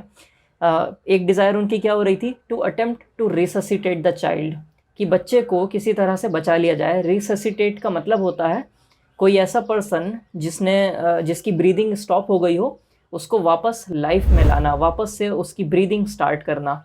तो अक्सर क्या होता है कि आपने देखा होगा, जब किसी की सांसें रुक जाती हैं तो उनके चेस्ट पर पुश किया जाता है बहुत बार, तो उसको भी रिससिटेट बोलते हैं। कई बार माउथ टू माउथ ब्रीदिंग कराई जाती है ताकि लंग्स दोबारा से स्टार्ट हो जाएं चलना और सांस आने लगे। And his obligation towards the mother, और दूसरी डिज़ायर क्या थी, ये एक्चुअली डिज़ायर नहीं थी, ये ऑब्लिगेशन थी, ये उनकी ड्यूटी थी। वो ऑब्लाइज थे ये करने के लिए। क्या था, towards the mother who was her self in a desperate state. तो अब जो मदर थी, जो बच्चे की माँ थी, वो भी बड़े डेस्परेट स्टेट में थी, उनकी भी जो कंडीशन थी बहुत नाजुक थी। तो दोनों को ही बचाना था, एंड्रू को, और उनको समझ नहीं आ रहा था कि पहले किसको बचाएं, पहले किस पर ध्यान दिया जाए, पहले क्या किया जाए। दोनों ही डिज़ायर और ऑब्लिगेशन, दोनों के बीच में वो टॉर्न अपार्ट हो गए थे, फंस के रह गए थे। The dilemma was so urgent he did not solve it consciously. और ये जो डिलेमा था, ये जो द्वंद्व था, द्वंद्व होता है दो ऑप्शंस के बीच में कंफ्यूज हो जाना, फंस के रह जाना, डिसाइड नहीं कर पाना। तो ये जो उनका डिलेमा था, ये इतना अर्जेंट था कि वो सोच नहीं पाए, कॉन्शियसली उन्होंने कुछ डिसाइड नहीं किया कि किसको पहले बचाना है। Blindly, instinctively, he gave the child to the nurse and turned his attention to Susan Morgan, who now lay collapsed, almost pulseless and now yet out of the ether upon her side. और blindly, उनको पता नहीं था कि वो क्या कर रहे हैं, कुछ भी कॉन्शियसली नहीं कर रहे थे वो। In the heat of the moment, जो उनको समझ आ रहा था, जो उनका ब्रेन उनको कमांड कर रहा था, बस वो वही कर रहे थे। और इंस्टिंक्टिवली, अपने इंस्टिंक्ट्स पर वो काम कर रहे थे। इंस्टिंक्ट्स होते हैं हमारी जो इंट्यूशन होती है, जो हमारी अंदर से जो रिफ्लेक्सेस आते हैं। मान लो आपने कोई हॉट पैन को छुआ, तो आप सोचोगे नहीं कि उस पैन पर से हाथ हटाना है, आपका हाथ अपने आप हट जाएगा। सो उसको बोलते हैं रिफ्लेक्सेस। तो यहाँ पर इंस्टिंक्ट्स और रिफ्लेक्स काम कर रहे थे उनके, वो कॉन्शियसली कुछ भी नहीं सोच रहे थे, सारा कुछ सबकॉन्शियसली हो रहा था। तो उन्होंने क्या करा, ब्लाइंडली और instinctively he gave the child to the nurse, उन्होंने उस बच्चे को नर्स को हैंड ओवर कर दिया, नर्स को दे दिया। And turned his attention to Susan Morgan, और अपनी सारी अटेंशन सूजन मॉर्गन पर लगा दी। सूजन मॉर्गन है उनकी मदर, उस बच्चे की mother, who now lay collapsed. और जो ले का मतलब होता है लाई की पास्ट फॉर्म, तो वो पड़ी हुई थी कोलैप्स्ड, और वो कोलैप्स हो गई थी, सिकुड़ गई थी। उनके अंदर भी एनर्जी नहीं बची थी, वो भी ऐसा लग रहा था कि लाइफ और डेथ से जूझ रही हैं। ऑलमोस्ट पल्सलेस, और उनकी भी पल्स चेक करी तो पल्स नहीं थी, यानी कि उनका ब्लड सर्कुलेट नहीं हो रहा था बॉडी में, उनकी भी लाइफ जाने वाली थी। And not yet out of the ether, और ऐसा नहीं था कि पूरी तरह से उनकी जान निकल गई है, पर थोड़ी थोड़ी जान बाकी थी, अधमरी स्टेट में थी वो। अपॉन हर साइड, और वो एक करवट से लेटी थी, एक साइड से लेटी थी। His haste was desperate, a frantic race against her ebbing strength. उनकी जो हेस्ट थी वो डेस्परेट थी। हेस्ट का मतलब होता है जल्दबाजी करना, और डेस्परेट का मतलब होता है बेकरार होना। डेस्परेट मतलब जब आप किसी सिचुएशन के कंट्रोल में नहीं होते, वो सिचुएशन आपके कंट्रोल से बाहर होती है और आप कुछ भी करने को रेडी हो जाते हो उसको अपने कंट्रोल में लाने के लिए, उसको बोलते हैं डेस्परेट। तो डेस्परेट हो गए थे, और उनकी हेस्ट जो थी, जल्दबाजी जो थी, उसने उनको डेस्परेट कर दिया था, क्योंकि सिचुएशन बहुत तेज़ी से उनके हाथ से फिसल सकती थी, इसीलिए उनको जो भी करना था बहुत जल्दी करना था। ए फ्रैंटिक रेस, और ये एक पागलपने की रेस थी। अगेंस्ट हर एबिंग स्ट्रेंथ, उनकी एबिंग स्ट्रेंथ से रेस कर रहे थे। एबिंग का मतलब होता है गेटिंग वीकर, तो एक ऐसी स्ट्रेंथ जो थोड़ी थोड़ी वीक होती जा रही थी टाइम टू टाइम, मतलब जैसे जैसे समय बीत रहा था उनकी स्ट्रेंथ कम हो रही थी, चाइल्ड की मदर की, सूजन मॉर्गन की। तो उनको बचाना था किसी भी तरह से। It took him only an instant to smash a glass ampoule and inject the medicine. Andrew Manson को सिर्फ एक इंस्टेंट लगा उस ग्लास एम्प्यूल को ब्रेक करने में। ग्लास एम्प्यूल आपने देखे होंगे, जिसके अंदर मेडिसिन्स रखी जाती हैं, अक्सर जो सिरिंजेस में डाली जाती हैं। और ग्लास एम्प्यूल को उन्होंने स्मैश करा, उसका जो ऊपर का कैप था उसको ब्रेक किया और मेडिसिन को इंजेक्ट किया। इंजेक्ट कैसे किया, उसके अंदर सिरिंज की निडल डाली और सिरिंज के अंदर ले ली वो medicine. Then he flung down the hypodermic syringe and worked unsparingly to restore the flaccid woman. उसके बाद उन्होंने क्या करा, उस हाइपोडर्मिक सिरिंज को फ्लंग डाउन करा, मतलब तेज़ी से लगाया। हाइपोडर्मिक का मतलब होता है अंडर द स्किन। इसमें दो वर्ड है हाइपोडर्मिक में। पहला वर्ड है हाइपो, हाइपो का मतलब होता है अंडर, और डर्मिक आया है डर्मा से। डर्मा मीन्स स्किन, तो आपने देखा होगा स्किन डॉक्टर्स को कहते हैं डर्मेटोलॉजिस्ट। तो हाइपोडर्मिक का मतलब एक ऐसी सिरिंज जो स्किन के अंदर ऑपरेट करे, यानी कि उसकी जो मेडिसिन है वो स्किन के अंदर जाकर काम करे। तो वो हाइपोडर्मिक सिरिंज लगाई एंड वर्कड अनस्पैरिंगली, और बिना संकोच के उन्होंने उस सिरिंज को लगाया, बिना रुके बिना सोचे समझे लगाया उस सिरिंज को। क्यों? क्योंकि उनके पास टाइम कम था कुछ भी सोचने के लिए। अनस्पैरिंगली का मतलब होता है मर्सीलेसली, या बिना संकोच के, बिना झिझक के, बिना रुके या बिना दया करे। To restore the flaccid woman, और उन्होंने ये सब क्यों किया? ताकि उस फ्लैसिड वुमन को, उस वीक और सॉफ्ट वुमन को बचा सकें जो अभी ज़िंदगी और मौत के बीच स्ट्रगल कर रही हैं। After a few minutes of feverish effort her heart strengthened, he saw that he might safely leave her. और कुछ मिनट्स के फीवरिश एफर्ट के बाद, फीवरिश मतलब डन वेरी रैपिडली, बहुत तेज़ी से किया हुआ एफर्ट, तो कुछ मिनट तक उन्होंने बहुत सारी जो प्रोसीजर्स होते हैं लाइफ सेविंग के वो किए। उसके बाद क्या हुआ? हर हार्ट स्ट्रेंथन, उनके अंदर वापस से जान आने लगी, उनका दिल मजबूत हो गया, यानी कि उनकी बॉडी में ब्लड ठीक से फ्लो होने लगा। He saw that he might safely leave her, तो उन्होंने देखा कि वो एंड्रू ने देखा कि वो सूजन मॉर्गन को सेफली अभी छोड़ सकते हैं कुछ टाइम के लिए। ही swung round in his shirt sleeves, his hair sticking to his damp brow. उन्होंने क्या किया? swung round, वो घूमे और घूमकर दूसरी तरफ पलटे। in his shirt sleeves, और वो अपनी शर्ट्स की स्लीव्स को ऊपर कर रहे होंगे। his hair sticking to his damp brow, और उनके जो बाल थे वो उनकी आईब्रोज पर चिपक रहे थे। क्यों चिपक रहे थे? क्योंकि उनकी आईब्रोज डैम्प थी, यानी कि मॉइस्ट थी, उनमें पसीना लगा हुआ था, तो बाल आगे गिर जाते हैं और चिपक जाते हैं। आपने अक्सर देखा होगा, ऐसा हुआ। वेयर्स द चाइल्ड, एंड्रू पूछते हैं कि चाइल्ड कहाँ है, वो बच्चा कहाँ है। The midwife made a frightened gesture, midwife ने एक फ्राइटेंड जेस्चर किया। जेस्चर मतलब इशारा। मिडवाइफ ने इशारा किया और डरी हुई थी मिडवाइफ, जब इशारा कर रही थी तो डरी हुई थी। क्यों? She had placed it beneath the bed, उन्होंने उस बच्चे को बेड के नीचे प्लेस कर दिया था। बेड के नीचे प्लेस करने का सीधा सीधा क्या मतलब है कि उन सब लोगों ने उम्मीद ही छोड़ दी थी कि इस बच्चे को बचाया जा सकता है, तो उन्होंने एक डेथ चाइल्ड समझ के उसको बेड के नीचे प्लेस कर दिया था। In a flash Andrew knelt down, और एक ही झटके में, एक ही मोमेंट में एंड्रू अपने नीज पर बैठे। नेल्ट का मतलब होता है, नेल्ट है नील की पास्ट फॉर्म, नील का मतलब होता है घुटनों पर बैठना। तो एंड्रू एक ही झटके में घुटनों पर बैठे। Fishing amongst the sodden newspapers below the bed, he pulled out the child, उन्होंने जो सॉर्डन न्यूज़पेपर्स रखे थे बेड के नीचे, सॉर्डन का मतलब होता है भीगा हुआ, किसी भी लिक्विड से ट्रीट किया हुआ, तो यहाँ सॉर्डन न्यूज़पेपर्स मतलब ऐसे न्यूज़पेपर्स जो भीगे हुए थे, ख़राब हो रखे थे, उन न्यूज़पेपर्स में फिशिंग करा, मतलब ढूंढा, हाथ से ढूंढा उस बच्चे को, बिलो द बेड, जो कि बेड के नीचे था। ही पुल्ड आउट द चाइल्ड, तो उन्होंने बच्चे को पुल करके बाहर निकाला उन न्यूज़पेपर्स के बीच में से। ए बॉय परफेक्टली फॉर्म्ड, एक बॉय था, परफेक्टली फॉर्म्ड था, कोई भी डिफेक्ट नहीं था। उस बच्चे के दोनों हाथ पैर सलामत थे, सब कुछ ठीक था, जैसे एक नॉर्मल बेबी होता है वैसे ही था। पर फ़र्क क्या था कि लाइफ नहीं थी उसके अंदर, लाइफलेस था। The limp warm body was white and soft as tallow, जो लिम्प वार्म बॉडी थी, जो उस बच्चे की, जो लिम्प मतलब लाइफलेस और वार्म बॉडी थी, वो वाइट थी, सफ़ेद पड़ी हुई थी, क्योंकि उसमें ब्लड फ्लो नहीं हो रहा था, ब्लड का सर्कुलेशन नहीं हो रहा था।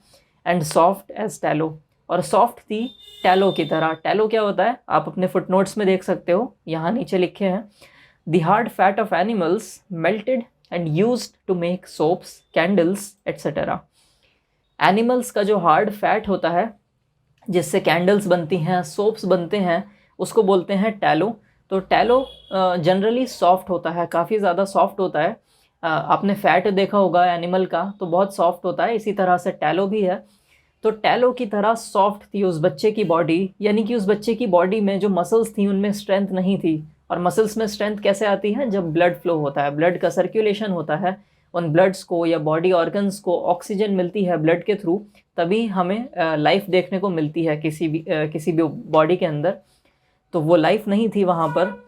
The cord hastily slashed lay like a broken stem. ये जो कॉर्ड थी, कॉर्ड क्या है यहाँ पर? Umbilical cord. जब चाइल्ड बर्थ होता है तो बच्चा और माँ एक अम्बिलिकल कॉर्ड के थ्रू जुड़े होते हैं। उस अम्बिलिकल कॉर्ड से ही मदर के थ्रू बच्चे को न्यूट्रिशन मिलता है। तो जब चाइल्ड बर्थ हो जाती है तो बच्चे को माँ से फिज़िकली सेपरेट करना होता है, तो उस कॉर्ड को कट कर देते हैं और बच्चा अलग हो जाता है और माँ अलग हो जाती है।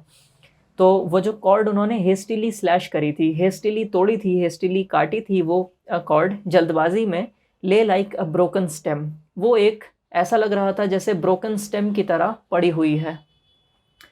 The skin was of a lovely texture, smooth and tender. और उस बच्चे की स्किन बड़ी लवली थी, बहुत अच्छा टेक्सचर था, स्मूथ थी और टेंडर थी। टेंडर मतलब सॉफ्ट, स्मूथ थी और बहुत सॉफ्ट स्किन थी। The head lolled on the thin neck. और जो उस बच्चे का सर था वो झूल रहा था, उस पतली सी नेक से लटक रहा था, झूल रहा था। The limbs seemed boneless. और जो लिम्स थे, लिम्स मतलब हाथ पैर, तो लिम्स बोनलेस लग रहे थे। ऐसा लग रहा था कि लिम्स में हड्डियां ही नहीं हैं, मुड़े मुड़े तुड़े थे हर जगह से और उनमें लाइफ नहीं थी, लटके हुए थे। तो ऐसा लग रहा था जैसे बोन ही नहीं है उन लिम्स में। Still kneeling, Andrew stared at the child with A haggard frown. और अभी भी नील किया हुआ था उन्होंने और बच्चा उनके हाथ में था, तो एंड्रू ने चाइल्ड की तरफ स्टेयर किया, उसकी तरफ देखा अच्छे से, विद ए हैगर्ड फ्राउन। और उनके चेहरे पर फ्राउन था।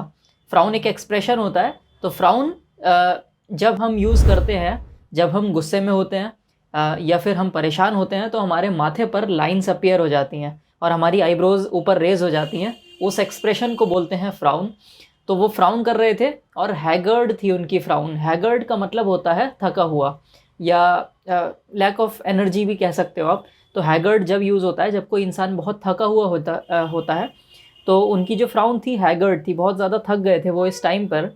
The whiteness meant only one thing, asphyxia, pallida, and his mind, unnaturally tense, raced back to a case he once had seen in the Samaritan, to the treatment that had been used. और whiteness का एक ही मतलब था। Whiteness क्या है? जो बच्चे की स्किन वाइट पड़ चुकी है, पेल पड़ चुकी है, बच्चे की स्किन में बिल्कुल भी रेडनेस नहीं है, यानी कि उस बच्चे की वेन्स में खून नहीं दौड़ रहा। और खून नहीं दौड़ रहा इसका क्या मतलब है? कि लैक ऑफ ऑक्सीजन है उस बच्चे को। तो लैक ऑफ ऑक्सीजन की दो कंडीशंस होती हैं।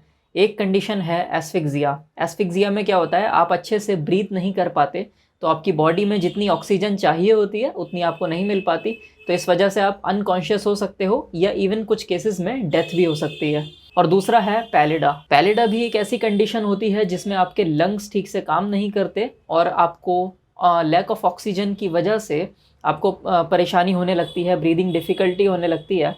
तो एस्फिक्सिया हो सकता है या पैलिडा हो सकता है। दोनों ही कंडीशन में क्या है कि ऑक्सीजन कम है और कार्बन डाइऑक्साइड बॉडी में ज़्यादा हो गई है, जितनी होनी है उससे कहीं ज़्यादा।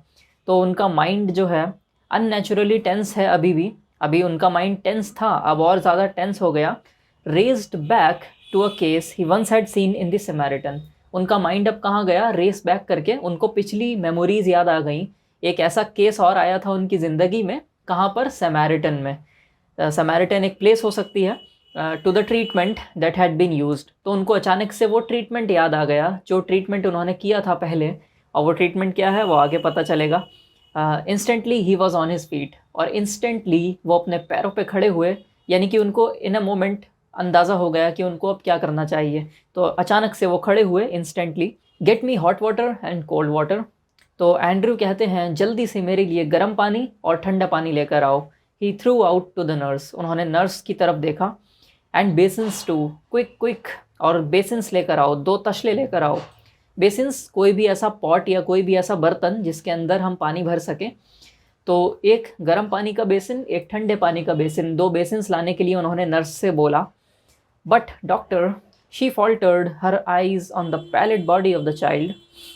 उन्होंने कहा लेकिन डॉक्टर, वो ये कहने वाली थी कि ये तो मरा हुआ है, तो अब इस पर क्या एफर्ट लगा रहे हैं आप? इस पर आप कुछ भी कर लें ये ज़िंदा नहीं होगा, एक मरा हुआ बच्चा है तो आप क्यों इतना एफ़र्ट लगा रहे हैं।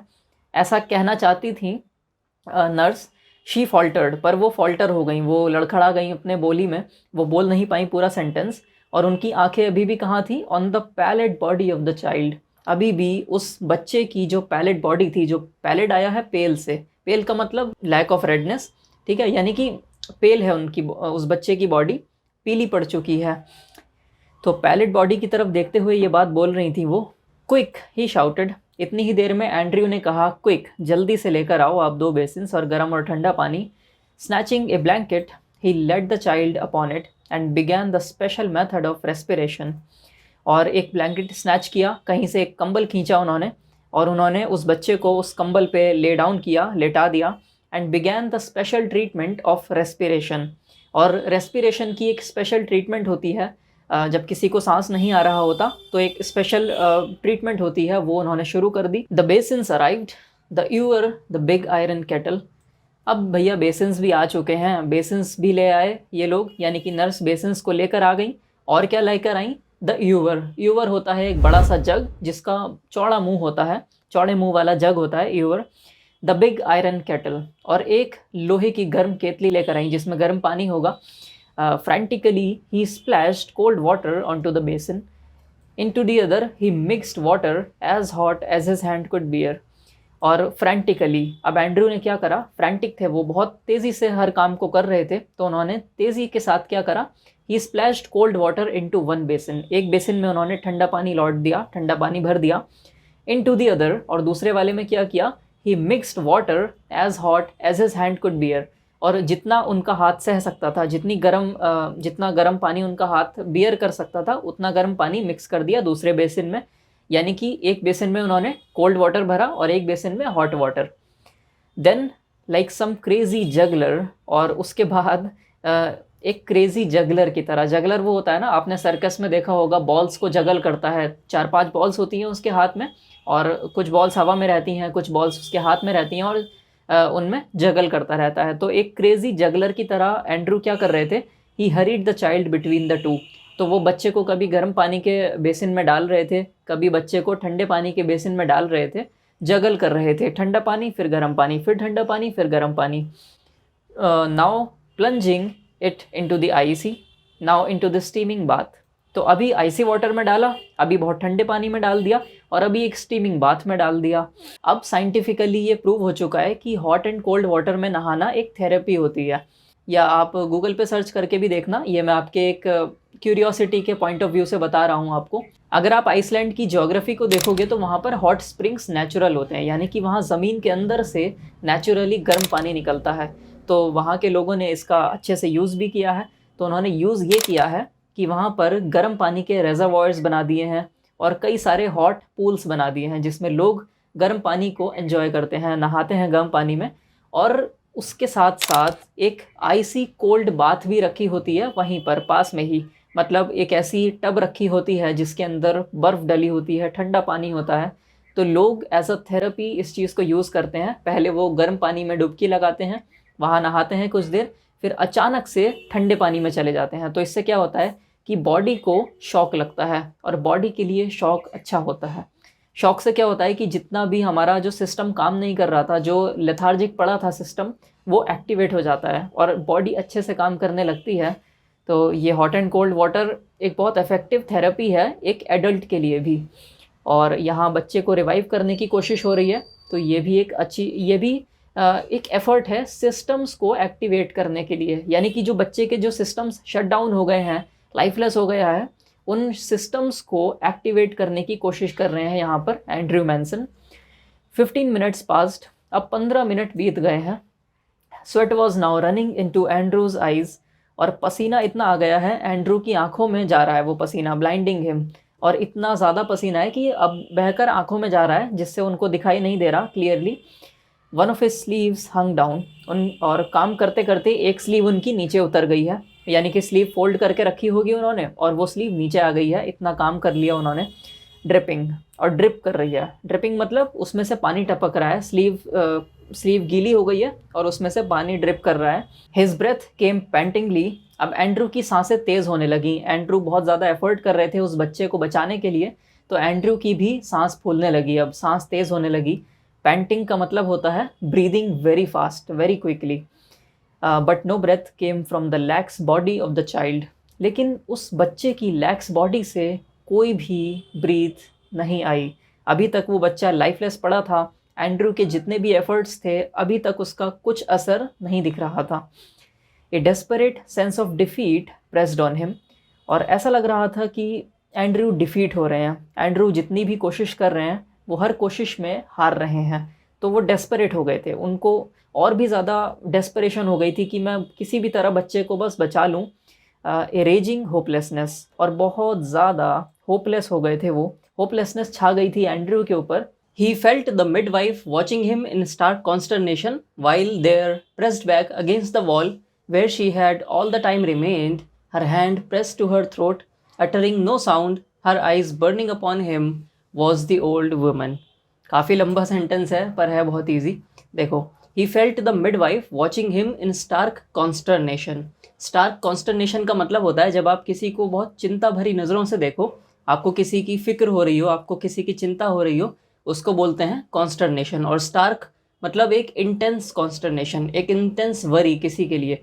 तो एंड्रू ने फील करा कि उनको मिडवाइफ देख रही हैं चिंता भरी नज़रों से, चिंता भरी निगाहों से, वाइल देयर, और साथ में कोई और भी है वहाँ पर। Pressed back against the wall where she had all the time remained. और वो जो दूसरे पर्सन का डिस्क्रिप्शन है वो क्या है, वो दीवार से सटी हुई खड़ी हैं, प्रेस बैक हो गई हैं वॉल के अगेंस्ट, जहाँ पर वो शुरू से हैं, पहले मोमेंट से वो वहीं पर हैं दीवार के against. Her hand pressed to her throat, और उनका हाथ उनकी थ्रोट पे रखा है, यानी कि वो कुछ बोल नहीं रही हैं। अटरिंग नो साउंड, कोई आवाज़ नहीं कर रही हैं, वो किसी तरह की बातचीत नहीं कर रही हैं। हर आइज़ बर्निंग अपॉन हिम, और उनकी आंखें भी एंड्रू पर ही टिकी हुई हैं बहुत intensely. Was the old woman, और वो कौन है, वो ओल्ड वुमन है, यानी कि सुजन मॉर्गन की मदर हैं वो। उस जो बच्चा हुआ है उसकी ग्रैंड मदर है वो। He remembered her longing for a grandchild as great as had been her daughter's longing for this child. उनको याद आया, एंड्रू को याद आया कि इनको भी एक ग्रैंड चाइल्ड की इच्छा है, लॉन्गिंग है एक ग्रैंड चाइल्ड की। देखो, लॉन्गिंग का मतलब होता है डिज़ायर, मैं पहले भी कई बार बता चुका हूँ। तो ग्रैंड चाइल्ड की लॉन्गिंग है, इन्हें डिज़ायर है। वो भी ग्रैंड चाइल्ड उतनी ही शिद्दत से चाहती हैं जितनी शिद्दत से उनकी बेटी अपने बेटे को चाहती है या अपने बच्चे को चाहती है। क्योंकि 20 ईयर्स हो गए हैं मैरिज को और अभी तक कोई बच्चा नहीं हुआ है, तो सभी लोग एक्सपेक्ट कर रहे हैं कि इस बार तो हो जाए। All dashed away now, futile, beyond remedy. लेकिन अब सारी ही जो होप्स हैं वो डैश अवे हो गई हैं, सारी ही होप्स शैटर हो गई हैं, चली गई हैं। अब किसी तरह की उम्मीद नज़र नहीं आती। फ्यूटाइल हो गया है सब कुछ। फ्यूटाइल का मतलब होता है यूज़लेस, यानी कि आपने कोई एफ़र्ट करा, उसका डिज़ायर्ड रिज़ल्ट नहीं मिला, तो उसको बोलेंगे फ्यूटाइल। जो भी आपने करा वो व्यर्थ गया। और बियॉन्ड रेमेडी, रेमेडी होती है दवाई या किसी भी चीज़ का, किसी भी बीमारी का इलाज। तो बियॉन्ड रेमेडी मतलब अब ये जो सिचुएशन है इसकी रेमेडी नहीं की जा सकती, इस सिचुएशन का इलाज नहीं किया जा सकता, यानी कि वो बच्चा बेसिकली मर चुका है।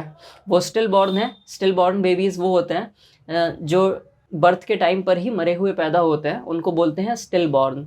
The floor was now a draggled mess, और जो फ्लोर था वो ड्रैगल्ड मेस हो चुका था। ड्रैगल का मतलब होता है कि जब किसी फ्लोर पे पानी पड़ा हो या किसी सरफेस पे पानी पड़ा हो और उस पर फिर मड वगैरह कीचड़ हो जाए, उसको बोलते हैं ड्रैगल। तो जो फ्लोर था उस पर कीचड़ हो चुकी थी, मैस हो चुका था, सब फैलावा हो गया था वहाँ पर।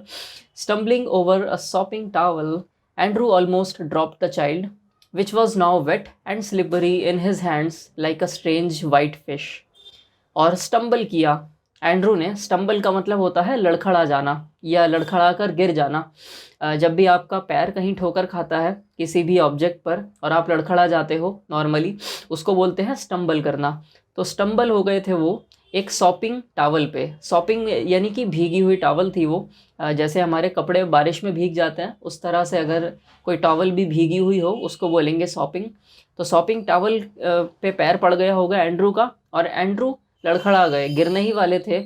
Andrew almost drop the child, Andrew ने ऑलमोस्ट उस बच्चे को गिरा ही दिया था। उनके हाथ से वो गिरने ही वाला था, which was now wet and slippery, क्योंकि वो बच्चा वेट एंड स्लिपरी हो गया था।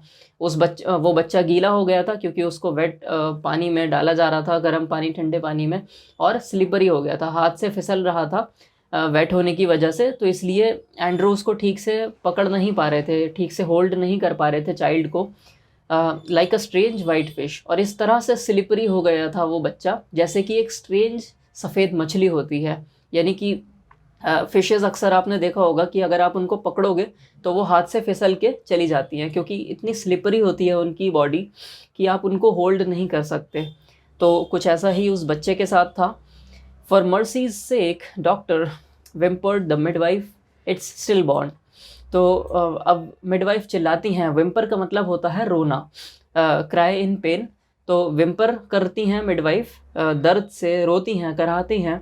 वो क्या कहती हैं, फॉर मर्सी से एक डॉक्टर, अब बस भी करो खुदा के वास्ते, ऊपर वाले के वास्ते, इट्स स्टिल बॉर्न। अब मान भी जाओ ना कि ये स्टिल बॉर्न बेबी है और इसका कुछ नहीं हो सकता, यानी कि इसको आप रिवाइव नहीं कर सकते, ये मरा हुआ ही पैदा हुआ है तो ये मरा ही रहेगा। एंड्रू डिड नॉट हीड हर, लेकिन एंड्रू ने उनकी बात नहीं सुनी। हीड का मतलब होता है टू लिसन टू समवन, कोई कुछ बोल रहा है तो उसको सुनना। किस तरह से जैसे हम किसी की बात पर अटेंशन देते हैं, और अगर अटेंशन नहीं देते, बिना परवाह किए कुछ भी काम करने लगते हैं, तो उसको बोलते हैं कि we are not heeding someone. तो एंड्रू ने मिडवाइफ की एक ना सुनी, बिल्कुल भी बात नहीं सुनी। Beaten, despairing, having labored in vain for half an hour, he still persisted in one last effort।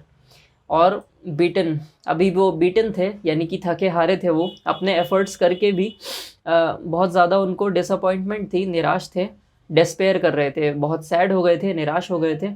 Having लेबर्ड in when for half an hour, labour करने का मतलब होता है कुछ भी फिजिकल काम करना, जैसे आपने देखा होगा डे लेबर्स होते हैं, मजदूर होते हैं, वो फिजिकल वर्क करते हैं। तो यहाँ भी लेबर का मतलब वही है कि कुछ भी फिजिकल काम करना जिसमें आपकी बॉडी और मसल्स इन्वॉल्व हो। तो उन्होंने हाफ एन आवर लेबर किया, और वो भी वेन में। वेन होता है यूज़लेस, यानी कि जो भी आपने एफर्ट डाला वो सब यूज़लेस गया, व्यर्थ गया। वेन और फ्यूटाइल दोनों सिनोनिम्स है। जो हमने ऊपर पढ़ा था फ्यूटाइल, वो भी यूज़लेस होता है और वेन भी यूज़लेस होता है, पर स्लाइट डिफरेंस होता है, इसीलिए दो अलग अलग वर्ड्स हैं।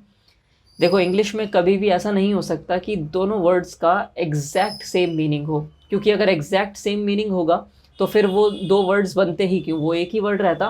तो वोकैबुलरी में हमेशा याद रखना कि जब भी किसी सेम चीज़ को डिस्क्राइब करने के लिए दो वर्ड्स होते हैं, तो आपको ये ध्यान रखना है कि उन दोनों वर्ड्स का 100% केसेस में मीनिंग सेम नहीं होगा, किसी ना किसी कॉन्टेक्स्ट में मतलब चेंज हो जाएगा, और इसीलिए वो दो वर्ड्स हैं और एक वर्ड नहीं है। तो आगे बढ़ते हैं। ही स्टिल परसिस्टेड, देखो आधे घंटे उन्होंने मेहनत करी उस बच्चे के ऊपर और अभी तक वेन में गई, वो व्यर्थ गई। ही स्टिल परसिस्टेड, लेकिन अभी भी वो परसिस्ट कर रहे हैं, वो उनकी लगन अभी हारी नहीं है और अभी भी वो लगे हुए हैं उस बच्चे को बचाने के लिए, इन वन लास्ट एफर्ट। तो वो चाहते हैं कि एक लास्ट एफर्ट तो और दे दूं मैं इस बच्चे को बचाने के लिए।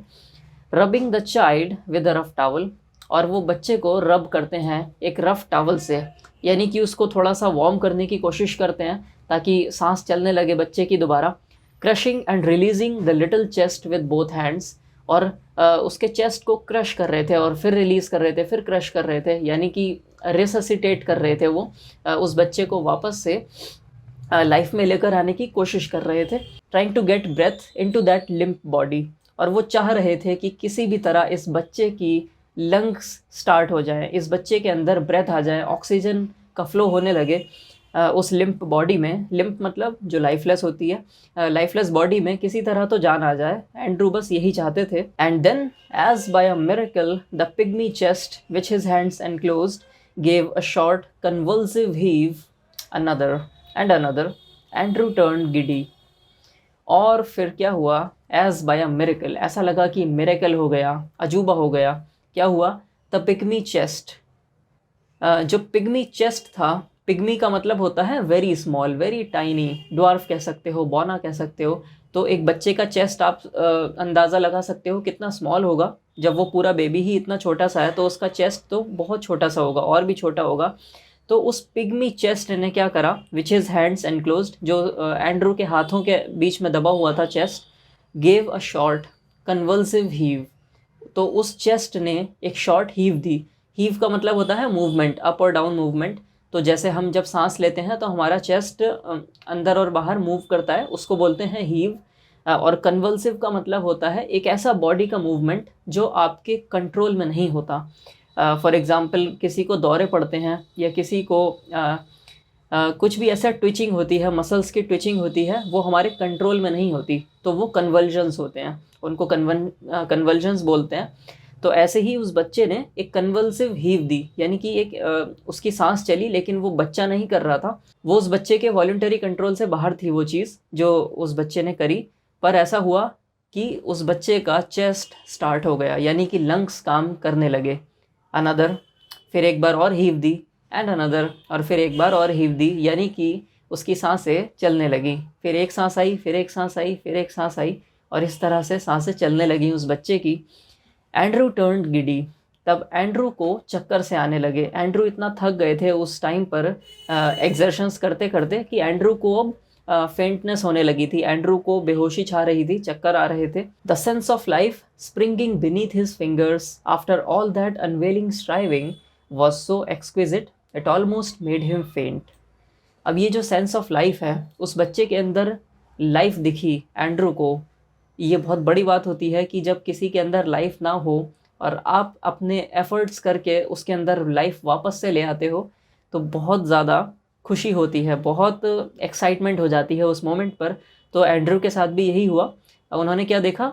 Sense of life springing beneath his fingers, उनकी उंगलियों के नीचे ही लाइफ स्टार्ट हो गई थी, क्योंकि उनकी उंगलियां कहाँ रखी थी? उस बच्चे के चेस्ट पे रखी थी, और वो चेस्ट मूव करने लगा था अब। After all that unavailing striving, अनअवेलिंग का मतलब होता है कोई भी ऐसा एफर्ट या कुछ भी ऐसा काम जिसका आपको रिजल्ट नहीं मिला, जिसका आपको रिवॉर्ड नहीं मिला, वो होता है अनअवेलिंग। तो अभी एंड्रू जो काम कर रहे थे वो अनअवेलिंग था अब तक, ठीक है। अब तक लाइफ नहीं आई थी बच्चे में, लेकिन अब क्या हो गया था?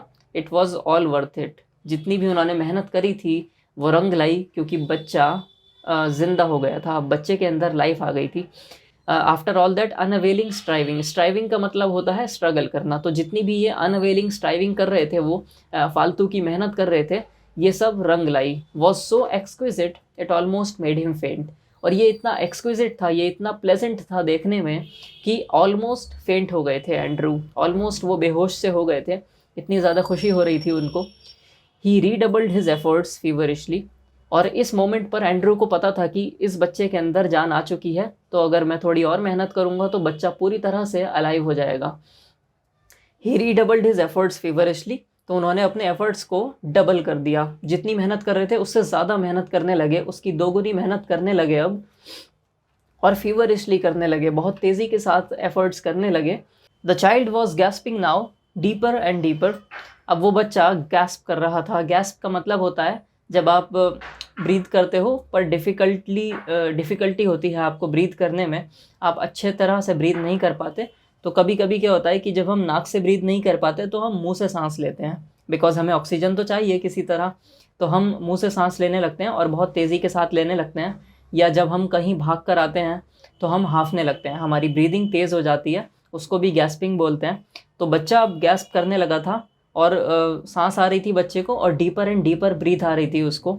ए bubble of mucus came from one tiny nostril, a joyful iridescent bubble, और म्यूकस का एक बबल आया उसकी एक नॉस्ट्रल से, नॉस्ट्रल होती है ये नाक की नली, तो नॉस्ट्रल से बबल ऑफ म्यूकस आया। म्यूकस होता है बलगम, जो वो वाइट सब्सटेंस होता है जब हमें कोल्ड कॉफ हो जाता है, तो वो म्यूकस बाहर आया और बबल के फॉर्म में बाहर आया, यानी कि उसके लंग्स में, उस बच्चे के लंग्स में वो अटका हुआ था, जिस वजह से सांस नहीं आ रही थी, तो वो एक टाइनी नॉस्ट्रल से बाहर आ गया। ए जॉयफुल इरिडिसेंट बबल, और वो बबल बहुत जॉयफुल था और इरिडिसेंट था। इरिडिसेंट होता है एक ऐसा सरफेस या एक ऐसा बबल जिसपे कलर्स सारे ही दिख रहे हो, पूरा स्पेक्ट्रम दिख रहा हो कलर्स का, और जब आप उसको इधर उधर अलग अलग लाइटिंग में देखोगे तो वो कलर्स चेंज करता हुआ दिखता है, तो उसको बोलते हैं इरिडिसेंट। और इरिडिसेंट एक लैटिन वर्ड है, ये आया है ईरिस से। ईरिस लैटिन में रेनबो को बोलते हैं, तो इसमें आपको ऐसा लगेगा कि रेनबोज नज़र आ रहे हैं। और ये जॉयफुल बबल इसलिए था क्योंकि इस बबल की वजह से लाइफ रुकी हुई थी, और अब ये बबल बाहर आ गया है तो बच्चे की लाइफ स्टार्ट हो गई है, तो ये बहुत खुशी का मौका था।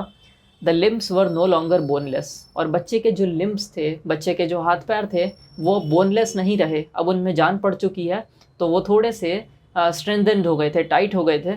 The head no longer lay back spinelessly, और अब उस बच्चे का जो सर था वो लटक नहीं रहा था, उस बच्चे का सर भी स्ट्रांग हो गया था। जैसे जैसे ऑक्सीजन आई उस बच्चे के अंदर, तो सारी चीज़ें अपनी जगह पर वापस आने लगीं, तो उसका सर भी नॉर्मल हो गया। ऐसा नहीं लग रहा था कि अब सर स्पाइनलेसली लटक रहा है, सर भी सीधा हो गया था, स्ट्रेट हो गया था। The blanched skin was slowly turning pink, और उस बच्चे की जो पीली पड़ी हुई स्किन थी वो अब धीरे धीरे पिंक होने लगी। पीली क्यों पड़ी हुई थी? क्योंकि उसमें ब्लड नहीं था, उस स्किन में ब्लड फ्लो नहीं हो रहा था, किसी तरह की ऑक्सीजन नहीं थी, और अब जब ब्लड फ्लो होने लगा वेन्स में अच्छे से, तो स्किन पिंक होने लगी, क्योंकि ब्लड फ्लो की वजह से ही हमारी स्किन में पिंक पिगमेंट आता है। तो ब्लैंच्ड का मतलब होता है पेल या पीला पड़ा हुआ। Then exquisitely came the child's cry, और उसके बाद बड़ा खुशी का मौका था, बहुत प्लेजेंट था ये देखना कि बच्चा रोने लगता है, क्योंकि बच्चे का रोने का ये सिंबल होता है कि बच्चा अच्छे से पैदा हुआ है। क्योंकि जब भी डॉक्टर्स और नर्सेज हॉस्पिटल्स में होते हैं चाइल्ड बर्थ के दौरान, डिलीवरी के दौरान, तो वो सबसे पहले यही इंश्योर करते हैं कि बच्चा पैदा होने के बाद क्राई करे, बच्चा रोए। बच्चे के रोने का ये मतलब होता है that it is still fine, बच्चा अच्छे से पैदा हुआ है। तो बच्चे का रोना एक खुशी का मौका होता है, पहली जो फर्स्ट क्राई होती है बच्चे की, वो एक खुशी का मौका होती है। Dear father in heaven the nurse sobbed hysterically, अब नर्स भी रोने लगी। सॉब का मतलब होता है टू क्राई, हिस्टेरिकली मतलब सिसक सिसक के रो रही थी, उनको सांस भी नहीं आ रही थी लेकिन फिर भी रो रही थी वो। इट्स कम अलाइव, वो खुदा को शुक्र भेजती हैं, ऊपर वाले को थैंक यू बोलती हैं, कहती हैं इट्स कम अलाइव, अब ये बच्चा तो अलाइव हो गया है, बच्चे के अंदर तो जान आ गई है। सब खुश हो जाते हैं, ये खुशी के आंसू थे नर्स के। Andrew handed her the child, Andrew ने चाइल्ड उस नर्स को हैंड ओवर कर दिया। He felt weak and dazed, क्योंकि अब एंड्रू को बहुत ज़्यादा वीक फील हो रहा था और डेज्ड हो गए थे वो, उनको कुछ भी साफ नज़र नहीं आ रहा था, सब कुछ धुंधला दिखाई देने लगा था, क्योंकि उनको नींद की बहुत ज़्यादा ज़रूरत थी। About him the room lay in a shuddering litter, blankets, towels, basins, soiled instruments, the hypodermic syringe impaled by its point in the linoleum, the ewer knocked over, the kettle on its side in a puddle of water। तो क्या है room का description, जब ये operation हो गया पूरा, जब एंड्रू ने सारा प्रोसीजर पूरा कर दिया, उसके बाद रूम का क्या हाल था ये उसका डिस्क्रिप्शन है। तो रूम एक शडरिंग लिटर में कन्वर्ट हो गया था, यानी कि रूम फैलावा हो गया था रूम के अंदर, वहाँ पर कचरा हो गया था पूरे में। ब्लैंकेट्स थी वहाँ पर, टॉवल्स थी, बेसिन्स रखे थे वहाँ पर, सॉइल्ड इंस्ट्रूमेंट्स थे, यानी कि धूल लगे हुए इंस्ट्रूमेंट्स, धूल मिट्टी लगे हुए। सॉइल्ड का मतलब होता है जब किसी भी ऑब्जेक्ट पर धूल लग जाती है या मैला हो जाता है तो उसको बोलते हैं सॉइल्ड। और हाइपोडर्मिक सिरिंज रखी थी वहाँ पर, और वो इम्पेल हुई हुई थी अपने पॉइंट से लाइनोलियम के अंदर। लाइनोलियम एक फ्लोर पे बिछाने का मटेरियल होता है, तो उसकी सिरिंज की जो पॉइंट थी वो लाइनोलियम के अंदर घुसी हुई थी। इम्पेल्ड का मतलब होता है इंसर्ट करना किसी भी शार्प पॉइंटेड ऑब्जेक्ट को, तो सिरिंज ऐसे रखी हुई थी इम्पेल होकर। द यूअर नॉक्ड ओवर, और वो जो बड़ा जग था पानी का वो नॉक्ड ओवर था, गिरा हुआ था ज़मीन पर। The kettle on its side in a puddle of water, और केटल अपनी साइड से गिरी हुई थी, केतली भी गिरी हुई थी एक पानी के पडल में, यानी कि पानी के छोटे से पैच के अंदर रखी हुई थी वो केतली। Upon the huddled bed the mother still dreamed her way quietly through the anaesthetic, और उस हडल्ड बेड के ऊपर, अपॉन मतलब ऊपर, उस हडल्ड बेड के ऊपर क्या था? The mother still dreamed her वे, अभी उस माँ को होश नहीं आया था ठीक से, वो अभी भी एक ड्रीमिंग स्टेट में थी, और वो क्या कर रही थी? Dreamed her way quietly through the anaesthetic, उनको जो एनेस्थेटिक दिया गया था, जो क्लोरोफॉर्म उनको दिया गया था, उसकी वजह से वो अनकॉन्शियस हो गई थी, तो अभी तक पूरी तरह से कॉन्शियस नहीं हो पाई थी वो, और अभी भी वो जूझ रही थी, अभी भी वो ड्रीमिंग स्टेट में थी। The old woman still stood against the wall, और वो ओल्ड वुमन यानी कि सुजन मॉर्गन की मदर, वो अभी भी दीवार से टिक कर खड़ी थी। But her hands were together, her lips moved without sound, she was praying, हाँ लेकिन उनके हाथ जुड़े हुए थे और वो प्रे कर रही थी, उनके लिप्स मूव कर रहे थे लेकिन कोई साउंड नहीं हो रही थी, यानी कि वो कुछ अंदर ही अंदर मन ही मन में कुछ प्रे कर रही थी वो। मैकेनिकली एंड्रू रंग out his sleeve, pulled on his jacket, अब मैकेनिकली एंड्रू ने अपनी स्लीव को रंग आउट किया। रंग का मतलब होता है किसी कपड़े को निचोड़ कर उसका पानी निकाल देना।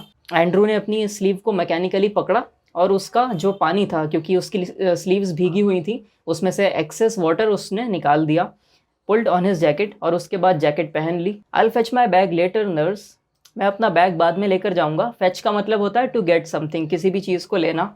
तो वो कहते हैं एंड्रू कि मैं अपना बैग बाद में ले जाऊंगा। नर्स से कहते हैं ही वेंट डाउन स्टेयर्स, अब वो डाउन स्टेयर्स चले गए, through the kitchen into the scullery, वो किचन से होते हुए स्कलरी में चले गए। स्कलरी एक ऐसा रूम होता है जहाँ पर आपके बर्तन धोए जाते हैं, कपड़े धोए जाते हैं, या घर के कोई भी जो डर्टी हाउस होल्ड वर्क्स होते हैं वो किए जाते हैं। तो बेसिकली बर्तन धोने की जगह होती है स्कलरी। आप अपने फुटनोट्स में भी देख सकते हो, a room for washing dishes and for similar work, यानी कि डिशेस धोने की जगह या एक रूम या फिर उस जैसे ही काम करने की जगह।